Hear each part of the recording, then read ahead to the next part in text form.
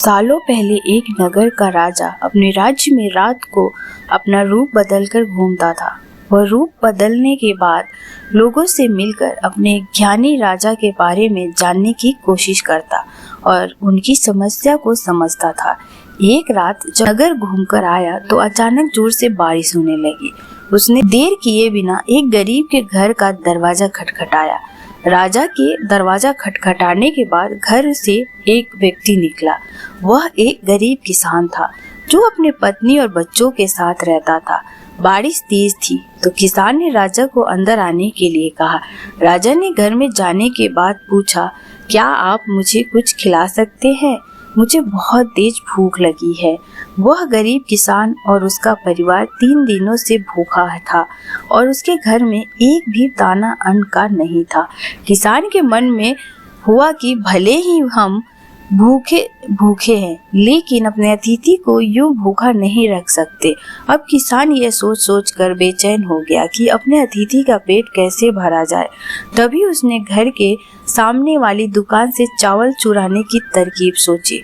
उसने सिर्फ अतिथि के लिए ही 2 मुट्ठी चावल लिया और उसे पकाकर राजा को खिला दिया। तब तक बारिश रुक गई थी और राजा अपने घर चला गया। दूसरे दिन दुकान का मालिक अनाज की चोरी की शिकायत लेकर राजा के पास पहुंचा। राजा ने दुकान के मालिक और उस गरीब किसान को अब सभा में प्रस्तुत होने का आदेश दिया। सबसे पहले सभा पहुंचे किसान ने राजा के सामने जाकर अपनी चोरी का इल्जाम कबूल कर लिया और बीती हुई रात की पूरी बात राजा को बता दी। किसान राजा से कहता है कि मैंने चोरी की, लेकिन मेरे परिवार ने उस अनाज का एक निवाला भी नहीं खाया। गरीब किसान की बातें सुनकर राजा बहुत दुखी हुआ और उसने किसान को बताया कि अतिथि के रूप में मैं स्वयं तुम्हारे घर आया था।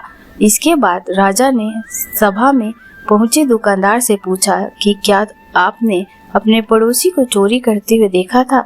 दुकानदार ने जवाब दिया कि हाँ, मैंने उसे रात में चोरी करते हुए देखा था। दुकानदार की बात सुनने के बाद राजा कहता है कि इस चोरी के लिए मैं पहले जिम्मेदार हूँ और फिर दूसरा तुम हो, क्योंकि तुमने अपने पड़ोसी को अनाज की चोरी करते हुए देखा मगर कभी उसके भूखे परिवार को नहीं देखा। तुम अपने पड़ोसी होने का धर्म बिल्कुल निभा नहीं पाए। इतना कहने के बाद राजा ने दुकानदार को सभा से जाने के लिए कह दिया और किसान की अतिथि निष्ठा भाव को देखकर उसे 1000 सोने के सिक्के इनाम के रूप में दे दिया। इस कहानी से हमें यही सीख मिलती है कि अगर कोई आसपास रहने वाले मुसीबत में है तो हमें उसकी मदद करनी चाहिए। कई वर्ष पहले की बात है। युधिष्ठिर नाम का एक राजा हुआ करता था। उसे शिकार का बड़ा शौक था। एक बार वह अपने सैनिकों के साथ शिकार के लिए जंगल गया हुआ था। वह जंगल काफी घना था। शिकार के तलाश में वह जंगल में काफी अंदर चला गया था। तभी वहां अचानक तेज तूफान आ गया। सब तितर बितर हो गया। जब बारिश रुकी तो राजा ने देखा उसके आसपास कोई भी नहीं है। राजा अकेला था। उसके सैनिक उससे बिछड़ गए थे।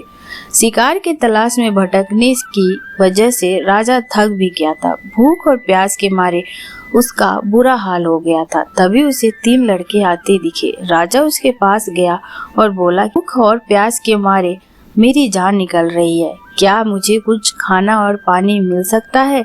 लड़कों ने बोला, क्यों नहीं, और वो भागकर अपने घर गए और राजा के लिए भोजन और पानी लेकर आए। खाना खाने के बाद राजा बहुत खुश हुआ और उसने उन लड़कों को बताया कि वह फतेहगढ़ का राजा है और तीनों ने उसकी मदद की है, उसके लिए वो बहुत खुश है। राजा ने तीनों लड़कों की सेवा से बहुत खुश होकर उन्हें बदले में कुछ मांगने के लिए कहा। इससे पहले लड़के ने राजा से ढेर सारा धन मांगा ताकि वो आराम से अपना जीवन व्यतीत कर सके। इसके बाद दूसरे लड़के ने घोड़ा और बंगले की मांग की, लेकिन तीसरे लड़के ने राजा से धन दौलत की जगह ज्ञान मांगा। उसने बोला, राजा मैं पढ़ना चाहता हूँ। राजा राजी हो गया। उसने पहले लड़के को वादा अनुसार बहुत सारा धन दिया, दूसरे लड़के को बंगला और गाड़ी दिया और तीसरे लड़के के लिए टीचर की व्यवस्था कर दी।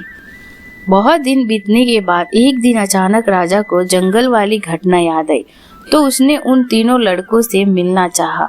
उसने तीनों को खाने पर आमंत्रित किया। तीनों लड़के एक साथ आए और खाना खाने के बाद राजा ने तीनों से उनका हाल लिया। इस पर पहला लड़का दुखी होकर बोला, इतना धन पाने के बाद भी आज मैं गरीब हूँ। राजा जी, आपने जितना धन दिया था अब वह खत्म हो चुका है, मेरे पास कुछ नहीं बचा। राजा ने दूसरे लड़के की तरफ देखा तो उसने कहा, आपके द्वारा दिया गया घोड़ा गाड़ी चोरी हो गया और वह बंगला बेचकर जो पैसा आया वो भी कुछ खर्च हो चुका है और बचा हुआ भी जल्द खत्म हो जाएगा। हम तो फिर वही आ गए जहाँ से चले थे। अब राजा ने तीसरे लड़के की ओर देखा।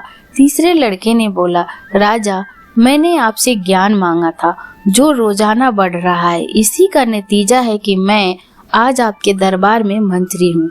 आज मुझे किसी चीज की जरूरत नहीं है। यह सुनकर दोनों युवकों को काफी अफसोस हुआ। इस कहानी से हमें यही सीख मिलता है कि ज्ञान ही सबसे बड़ा पूंजी है।